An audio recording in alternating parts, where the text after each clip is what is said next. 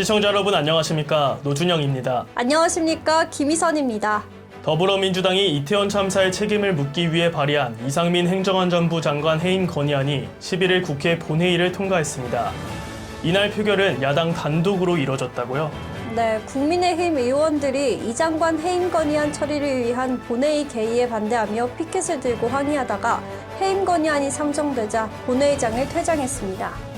네, 국민의힘은 윤석열 대통령에게 해임 건의안에 대한 거부를 요청하겠다는 입장입니다.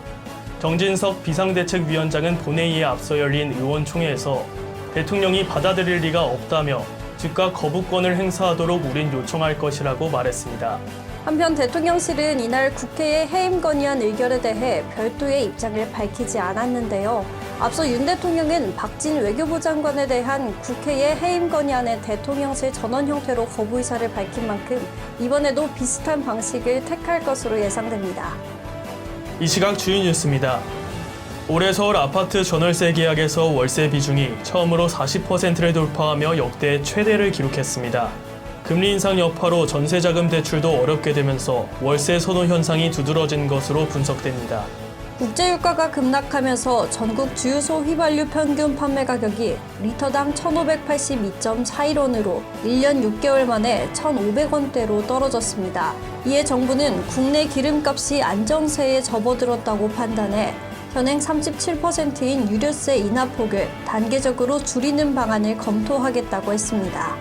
안전조치 의무를 어긴 사업주와 경영 책임자를 처벌하는 중대재해처벌법이 시행 10달을 넘겼지만 여전히 사고는 잇따르고 있는 것으로 나타났습니다.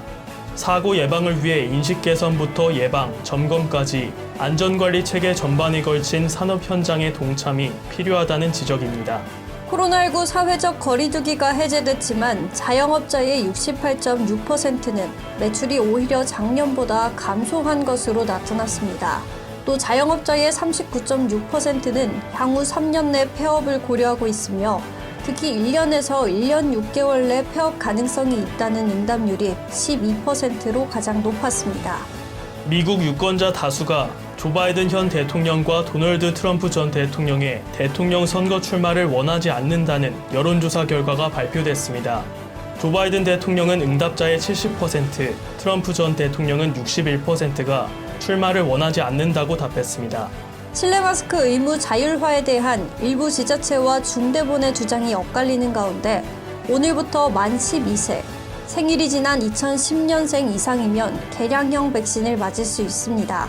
10월 3주차 430명이던 10대 코로나 확진자 숫자는 6주 만에 921명으로 2배 넘게 늘고 재감염 위험도도 성인보다 1.8배 더 높은 것으로 나타나면서 접종 대상을 10대까지 확대하기로 했습니다. 오늘과 내일 서울을 비롯해 전국 곳곳에서 눈비가 내린 뒤 날씨가 한겨울 추위로 점차 돌아서겠습니다. 수요일 서울의 아침 기온은 영하 10도, 춘천은 영하 11도까지 떨어지겠고 충남과 전북 등 서해안으로는 많은 눈도 내릴 것으로 보입니다. 2022 카타르 월드컵에서 모로코가 포르투갈을 꺾고 4강에 진출하면서 아프리카 국가 최초이자 아랍 국가 최초 4강 진출이라는 두 가지 타이틀을 갖게 됐습니다. 아랍 국가들이 하나의 민족, 대륙의 역사라며 한마음으로 응원하는 가운데 모로코는 15일 프랑스와 준결승전을 치릅니다. 한국전력의 회사채 발행 한도를 늘리는 한전법 개정안이 연내 통과되지 않으면 내년 전기요금은 올해 인상분의 3배 이상 올려야 하는 것으로 나타났습니다. 네, 사채 발행 없이 전력 대금을 결제하고 한도가 초과한 사채를 상환하려면 내년 1분기 안에 전기료를 1kW당 64원 인상해야 하는데요. 이는 올해 인상된 전기요금 19.3원에 3배가 넘는 금액입니다. 네, 그렇습니다. 한전채는 현행법상 자본금과 적립금을 더한 금액의 2배까지만 발행할 수 있는데 원자재 가격 상승으로 한전채로 전력 대금을 충당하는 것도 불가능해져 한전법 개정안이 발의됐지만 지난 8일 국회 본회의에서 부결됐습니다. 산업부 관계자는 결산 시점인 내년 3월 이후 한전채가 발행하지 못하면 연료 수입과 전력 생산이 중단돼 전력 시장이 모두 무너지게 된다며 전기요금을 대폭 인상할 수밖에 없다고 설명했습니다. 이 시각 주요 뉴스였습니다.